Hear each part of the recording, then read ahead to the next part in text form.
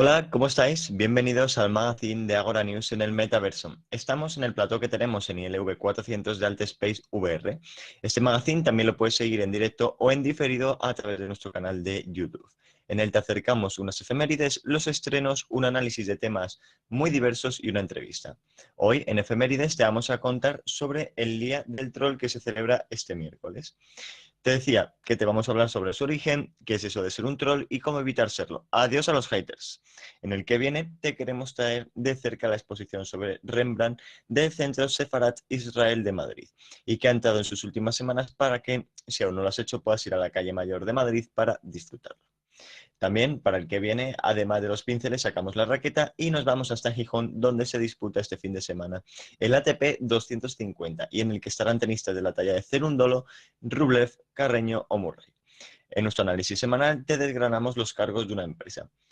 ¿Qué es eso de CEO? ¿Qué hace un CTO? ¿Cuáles son las funciones de un CMO? Quédate con nosotros para saberlo.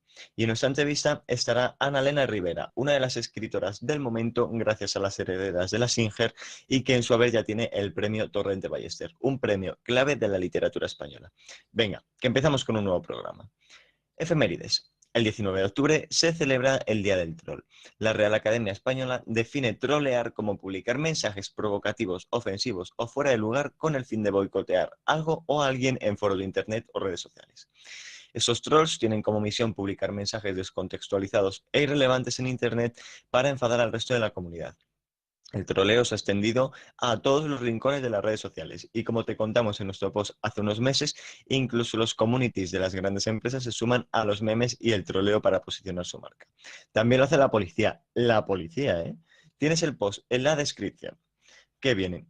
Bueno, como te comentaba antes, lo primero es que la exposición de Rembrandt en Madrid va llegando a su fin. Hasta el 26 de octubre podrás disfrutar de las obras del pintor neerlandés de manera gratuita en el centro Sefarat Israel, en la calle Mayor número 69. Aquí encontrarás las pinturas menos famosas del artista de Leiden. Así que ya sabes, tienes hasta finales de mes para disfrutar del barroco. Segundo, cambiamos completamente de tercio y nos vestimos con ropa deportiva por el ATP 250 de Gijón. La ciudad asturiana acogerá este fin de semana las rondas finales de uno de los torneos más importantes de este mes de octubre y que gracias a su cartel ha levantado muchísimo interés. Rublev, Murray, Carreño. ¿Vas a perder? Análisis de que queremos desgranar todos esos temas que encontramos en el organigrama de una empresa y que se usan desde hace relativamente poco, desde CEO a CTO o CMO. Vamos con ello. Empezamos. Un CEO, Chief Executive Officer, es el máximo responsable de una empresa y se encarga de marcar las directrices que se deben seguir. Esta persona se encarga de marcar la estrategia empresarial y marca la de las otras áreas de la misma empresa. Segundo, un CMO es el tercer, pues mejor dicho, el responsable de marketing de la empresa y tiene la misión de entender el futuro del entorno y adaptar las necesidades de la misma, además de ampliar las oportunidades que ofrece a los clientes. El CTO es el responsable de tecnologías. En las últimas décadas, la tecnología ha sido un peso importantísimo en las empresas. El perfil del CTO debe entenderlas y analizar las posibilidades que pueden ofrecer para la empresa. El cargo de CFO es otro y trabaja en el departamento financiero. Por tanto, cuadran, que cuadren los resultados depende de él. Es importante también el análisis de recursos que hace para poder llegar a las metas previstas o cambiarlas. El CSO es el puesto más relacionado con la seguridad de la empresa. Este trabajo no solo está relacionado con la seguridad física, sino también la tecnológica y de equipos de la organización. Y por último, la logística en una empresa es uno de los pasos esenciales en la organización. De esto se encarga el Supply Chain Manager de la gestión de las cadenas de suministros. Por tanto, en los últimos meses su trabajo ha sido de los más relevantes. Ahora ya sabes qué significan esos términos y siglas cuando se habla de puestos de trabajo. Pero si quieres saber más, ¿quieres que lo tratemos en profundidad en nuestro post? Dejárnoslo en comentarios o en redes sociales y lo hacemos. Bueno, aquí llega o aquí llegamos al final del análisis semanal. Y llega también el momento de dar bienvenida a Ana Elena Rivera. Esta escritora está en boca de todo el mundo por su último libro, Las herederas de las Singer. Ana Elena Rivera es la autora de Las herederas de las Singer, una de las novelas que más éxito está teniendo de los últimos meses. Ana, ¿qué tal estás? Muy bien, muchas gracias. Contentísima de estar aquí con vosotros. Siempre nos gusta empezar las entrevistas de una forma un poco incluso agresiva, un poco violenta, y es preguntarte qué has aprendido todo este tiempo y qué puedes enseñar de la escritura. Uy, ¿qué he aprendido? ¿Qué he aprendido? Que el proceso de escribir es un proceso tremendamente emocional, ¿no? Y que se nota mucho cuando escribes desde el corazón y escribes con honestidad. Ujú. Y para hacer eso, claro, tienes que enfrentarte a tus demonios y pasar ratos muy malos, alguna noche sin dormir incluso, y también ratos muy buenos de recuerdos. Y lo que he aprendido de la escritura es que cuando tú consigues hacer este proceso, ¿no? de abrirte en canal y entregarle a los demás aquello que llevas dentro, la respuesta es maravillosa, porque los lectores lo leen con la misma pasión y más que con la que tú lo escribes, ¿no? Te devuelven todo eso multiplicado, te lo devuelven en forma de sus emociones, de sus momentos duros, ¿no? Cuando te dicen es que, bueno, pues me ha acompañado durante una enfermedad, pues que lo he pasado mal, o quiero terminarlo antes de someterme a una operación, tal, porque quiero irme con el recuerdo de esta historia, o bueno, pues eso, cuando simplemente les ayudas a pasar algún momento pues un poquito más bajo y te lo cuentan y te lo dicen y te explican cómo se han sentido y entonces todo ha merecido la pena. Además de eso, la pregunta era en doble sentido, ¿qué has aprendido? También, ¿qué puedes enseñar? Eso, vamos, lo que puedo enseñar realmente es el, yo creo que el valor de la pasión en las cosas y el valor de la sinceridad, ¿no? Cuando hablas desde el corazón, como que se nota mucho, a lo mejor no, lo que dices no es lo más adecuado Ujú. o lo más correcto, ¿no? O lo más perfecto, pero es verdadero y eso es lo que realmente importa. Y esto yo o sea, lo he aprendido gracias a la escritura y cada vez intento llevarlo más al resto de los ámbitos de mi vida y bueno, pues tener un proceso de desarrollo personal que me está permitiendo precisamente el desarrollo profesional. Has introducido todo el término de pasión. ¿Para ser escritor tienes que tener esa pasión o vivir con pasión? Bueno, la verdad es que no sé lo que hay que tener para ser escritor, yo sé lo que tengo yo, ¿no? Y para mí sí, para mí es mi pasión. Yo en general vivo de forma muy apasionada las cosas, ¿no? Sí, disfruto mucho en general de todo, o sea, yo pruebo una comida nueva que me encanta y no sé, es verdaderamente pues intenso, ¿no? Ujú. Sobre todo los buenos momentos, los otros no sé, intento ser un poco menos intensa con los malos. Pero para mí sí, para mí el escribir es la pasión de toda mi vida, he tardado mucho en conseguirla y cada día le pongo más a la escritura y a la vida. Sí que es cierto que tu vida experimentó un gran cambio porque de dedicarte a un mundo completamente o en principio distinto, como pueden ser los recursos humanos, comienzas a escribir. ¿Qué te pedía en ese momento esa Ana para dejar todo apartado y empezar una nueva vida? Bueno, esa Ana y las Anas anteriores, porque o sea, yo sé que esto suena muy peliculero, ¿no? El directivo que de repente un día tiene una revelación, lo deja todo y se pone a escribir, pero en mi caso en realidad no fue así. Yo quería ser escritora desde niña, ¿no? Pero la verdad es que simple y llanamente no me lo pude permitir, ¿no? Mis padres me enviaron a estudiar a Madrid, yo soy de Asturias, y hicieron un esfuerzo importante, ¿no? Yo estudié 2 carreras en el momento que los dobles grados pues todavía no estaban ni en la mente, ¿no? De los que los crearon. Y cuando terminé de estudiar, yo no podía dedicarme a escribir y que me siguieran manteniendo, ni lo que tenía que hacer era ponerme a trabajar, ¿no? Y compensar pues el esfuerzo que habían hecho mis padres y sobre todo ser independiente. Entonces siempre dije, bueno, pues en algún momento llegará, ¿no? Llegará la oportunidad y tendré esta segunda vida profesional como escritora. Y bueno, pues empecé a trabajar en una empresa, ¿no? Y la verdad es que me fueron muy bien las cosas y llegué al comité de dirección con los años. Y siempre era, bueno, pues llegará el momento, ¿no? Y lo que hice fue, bueno, pues cuando llegue el momento, por lo menos que me pille formada. Entonces empecé a hacer cursos en la Escuela de Escritores, que es la escuela, bueno, pues más grande que hay en lengua castellana del mundo, ¿no? Y hice el máster de novela, hice un montón de cosas y efectivamente la oportunidad llegó. Y la oportunidad llegó en forma de embarazo, que al tercer mes me dejaron en casa sin poder salir y solamente podía ir al hospital, al médico y tenía ahí pues 6 meses por delante en las que no podía atender llamadas, no podía hacer nada que me causara estrés, pues todo era la protección, ¿no? del niño.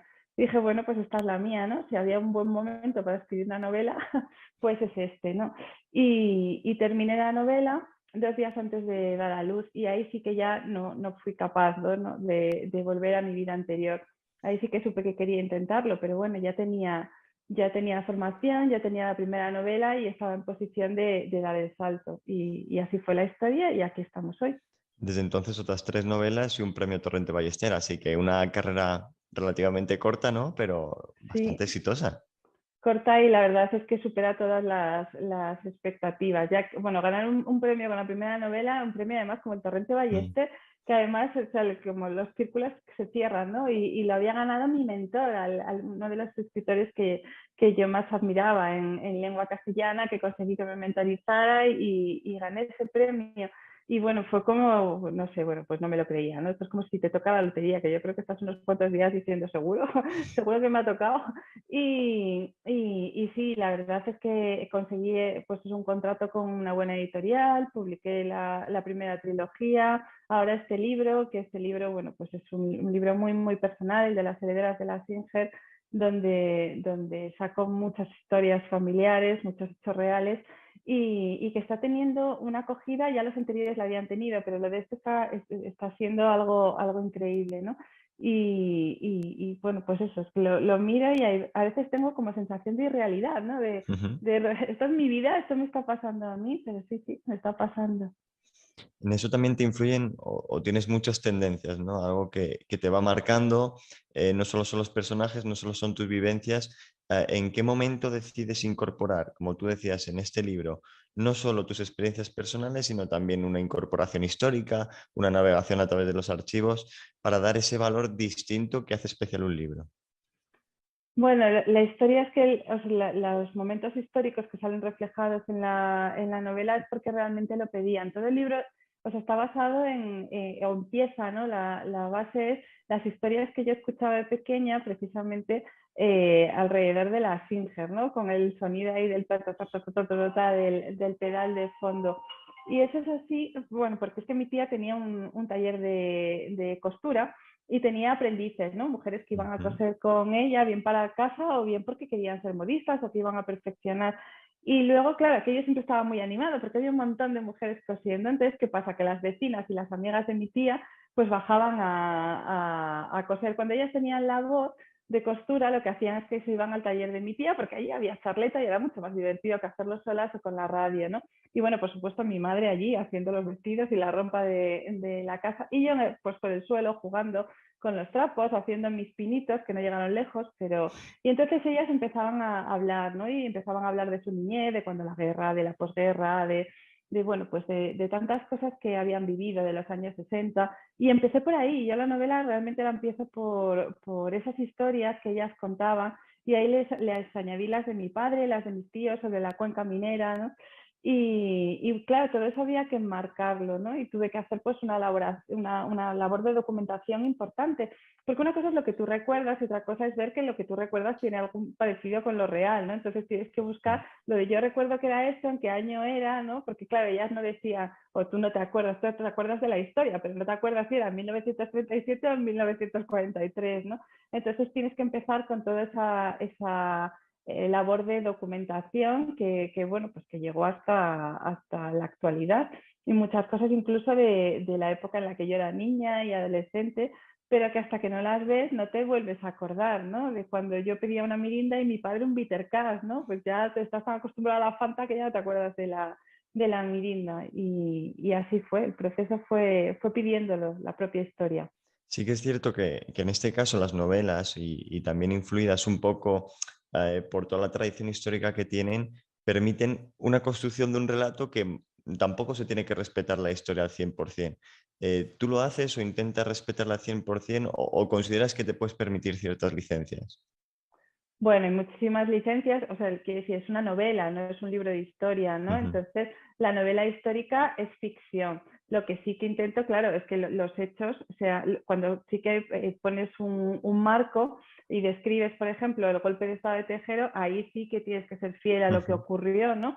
Y que incluso va contra el recuerdo muchas veces colectivo. Si tú preguntas a la gente a la gente que vivió en ese momento, todos pensamos que vimos el golpe de Estado por la tele. En realidad no fue así. Lo que se dejaron abierto no fue una cámara, fue un micrófono y las imágenes se vieron después, ¿no? Lo que se estaba era simplemente escuchando y los presentadores contándolo. Bueno, pues realmente tienes que contar, o bueno, yo por lo menos quise hacerlo así, quiénes son los presentadores, a qué hora ocurre, cuándo sale el rey dirigiéndose a los españoles, Ujú. qué es lo que pasa en ese momento. Ahora, esto es el marco, ¿no? Pero lo que realmente donde tiene la chicha la novela es en cómo está viviendo los personajes, cada uno en diferentes puntos de España, cómo están viviendo lo que ocurre. Y ahí, claro, la imaginación es libre, ¿no? Ahí cuentas lo que realmente quieres contar y es acorde con tus personajes. Luego el marco sí, la historia no. ¿Es el libro más personal? Bueno, súper personal. Todos son personales, pero claro, al final tienes que enfrentarte a cosas, pues que algunas hay cosas de las que se dice en el libro que le han sucedido a mi familia. Hay otras que no, le han sucedido a gente que yo no conocía, porque ya sabes, en un pueblo un montón de personas, de mujeres en este caso, cosiendo y Ujú. poniéndose a hablar, hablaban de las vecinas, de las vecinas de las vecinas, de las amigas de las vecinas, de las vecinas de tal, y hablaban de todo el pueblo. Yo, claro, no conocía a todo el mundo, ¿no? Entonces, pero hay cosas que sí, y luego, pues bueno, pues que de repente eres consciente de las circunstancias sociales en las que han vivido tus padres o tus abuelos, ¿no? Ujú. Y en este caso, pues claro, yo me acordaba de muchas conversaciones con mi madre que eran verdaderos malentendidos y la que no entendía nada en realidad era yo, ¿no? Pues al final yo le recriminaba a mi madre cosas como no haber trabajado o cosas por el estilo, ¿no?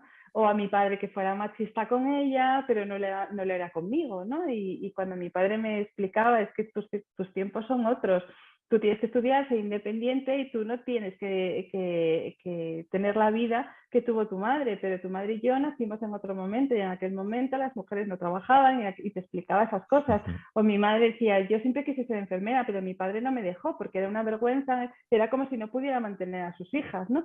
Me contaba cosas así y claro, yo no las entendía, ¿no? Porque cuando eres joven no entiendes, solamente ves lo tuyo claro, pues todo eso te remueve y dices, madre mía, ahora voy entendiendo lo que pasaron, ¿no? Ya no te cuento cuando te puedes hablar de la posguerra, de la cantidad de racionamiento, del hambre, de la represión, vamos, es tremendo. Hay momentos que ya te digo, lo pasas muy mal y otros que los recuerdos son muy alegres y lo pasas muy bien. Este libro surge por iniciativa propia, es decir, ¿es Ana Elena la que va directamente a la editorial a proponer el tema o recibe esa propuesta? Me imagino que no, que eres tú directamente quien quiere hacerlo, ¿no? Sí, de hecho nos costó, porque claro, o sea, que al final pues las editoriales no podemos vamos a olvidar que son empresas, ¿no? Y claro, cuando una cosa te está funcionando y un escritor se dedica a un género, en mi caso yo estaba escribiendo policíaca, las ventas iban muy bien, cada libro mejor, todo, y que de repente diga, no, ahora voy a escribir una cosa que no tiene nada que ver, que no se parece, y además te voy a contar la historia de mi familia y del taller de mi tía, de lo que contaban en el taller de mi tía alrededor de la máquina de coser. Pues claro, o sea, es como, perdona, se nos ha ido, ¿no? Esta mujer se le ha ido, se le ha dado un aire o algo así.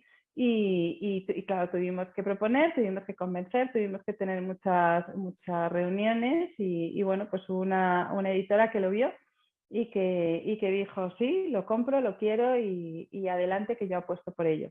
A partir de eso tú tienes que sufrir también un cambio, es decir, olvidarte completamente, gracias a San Sebastián, ese tipo de novelas, ¿no? Y empezar a construir otra Ana que sea capaz de dar otro enfoque al nuevo libro. Totalmente, y costó, ¿eh? No te creas que no, porque además yo cuando, o sea, a mí la idea de la Singer y me surge o sea, es una idea que llevaba mucho tiempo teniendo, pero cuando realmente me surgió con toda la fuerza de tengo que escribir esto porque no me Ujú. sale otra cosa y no puedo poner a Gracias a San Sebastián a coser porque no, sería totalmente anacrónico, pues yo ya estaba escribiendo una novela policíaca y la tuve que dejar porque es que o sea, solamente me salía esta historia, pero vamos, sí que Gracia estaba ahí, sobre todo diciendo aquello de seguro que me estás dejando, seguro que te vas a meter en este lío. Y tuve que hacer mi ejercicio de, a ver, he dejado un trabajo de la dirección de una multinacional, no puedo tener miedo ahora a cambiar de género, ¿no? Esto es lo que quiero contar y esto es lo que voy a contar. ¿En algún momento a ti te dio miedo, lo primero, dejar... hay dos grandes cambios, ¿no? Es en este pasado más reciente, dejar tu posición relativamente estable y cómoda para empezar a escribir y segundo, atreverte con un libro que quizás sea todo lo contrario a lo que habías hecho hasta ahora. Por supuesto, claro que te da miedo, da vértigo, da Ujú. ahí como una especie de, sobre todo el primero, yo lo que me doy cuenta es que cuando tomas la primera decisión, ¿no? Cuando superas tus miedos por primera vez, luego es mucho más fácil superarlos, ¿no? Entonces, claro, la primera fue la de ¿y de qué voy a comer? Porque claro, tú te puedes escribir, pero es que el proceso es muy largo y yo he tenido muchísima suerte y mi proceso ha sido relativamente corto. Pero claro, yo hay que pensar que escribí la novela, mi hijo nació en el 2016, ¿vale? Y yo la escribí durante el embarazo. Y esta novela se publicó en febrero de 2019. Mientras tanto, las facturas siguieron llegando.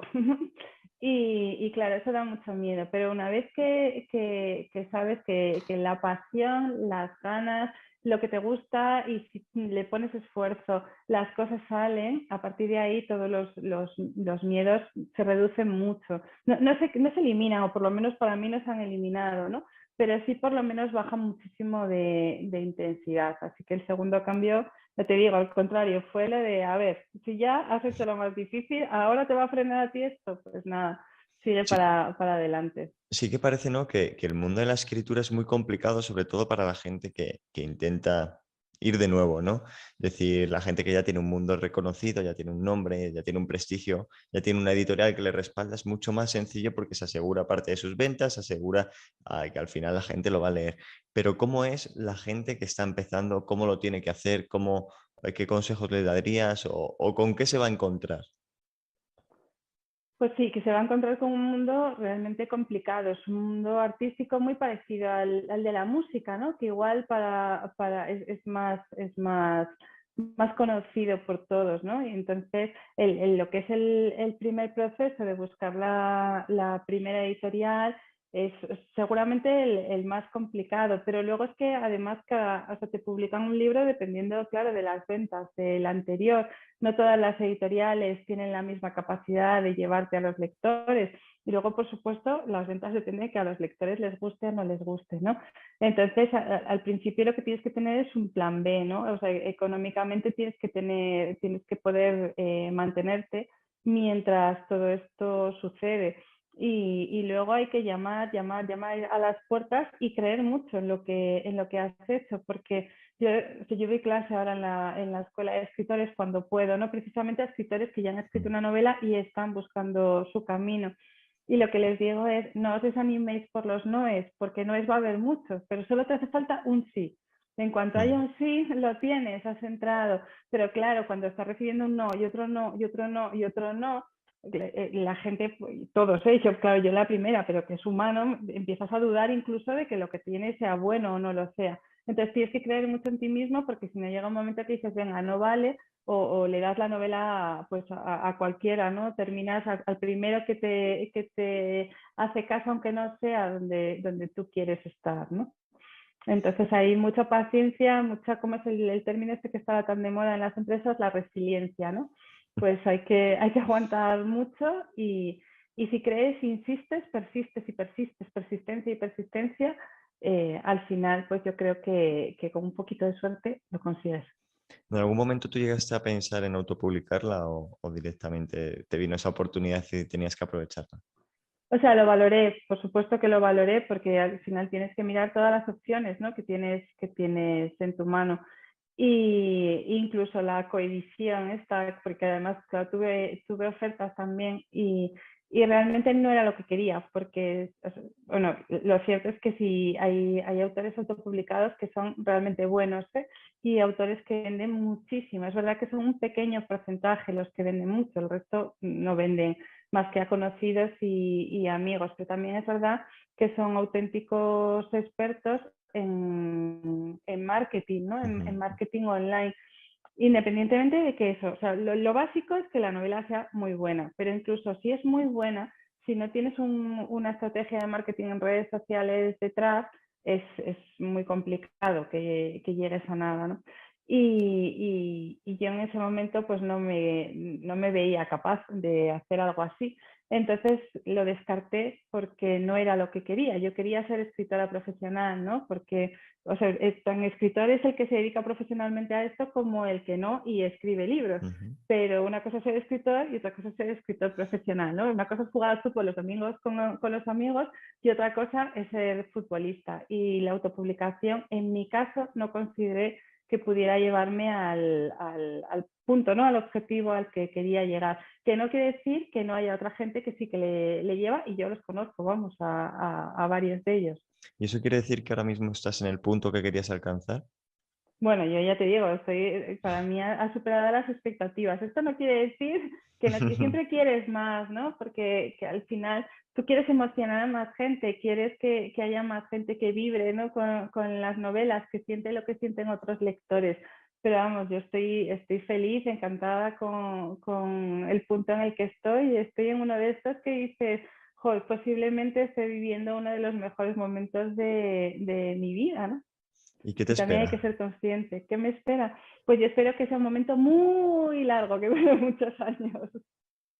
¿Tienes alguna idea de si vas a seguir escribiendo? Si tienes ya... Porque al final el escritor vive así, ¿no? Vive un poco también de las emociones, de me ha ido muy bien hasta ahora, o en este caso con las heredas de la Singer, ¿por qué no ir por otro lado, cambiar un poco el camino o buscar otros alternativos? Entonces yo me quiero imaginar que sí que estás pensando ya en algo distinto, ¿no? O no. De momento no, no sé Mm. lo que, o sea, al final tienes que pensar en un libro único, porque si no te vuelves loco. Ya es bastante, pues tienes que hablar de uno cuando tú realmente ya estás pensando en otra historia. Mm. Entonces, sí que estoy ya con la nueva novela, estoy escribiendo, ya porque he parado de viajar, ya justo ahora por el verano y ya estoy en fase creativa, ¿no? Y bueno, pues sí que volvemos a repetir género, aunque la historia no se parece en nada, ni tiene que ver con cuatro mujeres, ni con una misma familia, ni con una máquina de coser, ni nada que se le parezca. Pero sí que me quedaron muchas historias por contar, de todas estas que te digo, que recuerdo, y porque claro, por mucho que tengas que contar, no lo puedes encajar todos los Ujú. mismos personajes porque no es coherente, pero me han quedado muchos frentes abiertos que quiero seguir investigando y que plasmaré en la siguiente novela. Y en la próxima no tengo ni idea de lo que haré. Pues Ana, yo creo que para la próxima, si es que hay próxima, que estoy seguro de que sí, por cómo nos lo estás contando, deberías volver a Agora News y contarnos un poquito más sobre qué estás escribiendo y sobre qué nos viene, porque al final estás siendo una de las artistas, una de las escritoras más importantes del panorama actual y es un placer tenerte con nosotros. Y a mí estar aquí. Pues ya te digo, quedamos para la próxima. Por Antes que supuesto. decírselo a nadie, nos lo comentas y buscamos una fecha, ¿eh? Hecho, la exclusiva la tendréis vosotros. Confirmado. Muy bien, Ana. Pues de nuevo, muchas gracias por estar aquí con nosotros en esta pequeña charla y enhorabuena por el éxito que ha tenido las herederas de la Singer, porque lo mereces. Muchas gracias. La mayor de las suertes, Ana Elena, y muchísimas gracias por acompañarnos hoy. Bueno, hemos llegado al final de un nuevo magazine de Agora News en el Metaverso. La próxima semana nos vemos como cada viernes a las 12. Además, será un programa especial, el 20º. Síguenos en nuestras redes sociales y ya sabes, si quieres hacer un evento en Metaverso o un streaming, cuenta con nosotros. Adiós.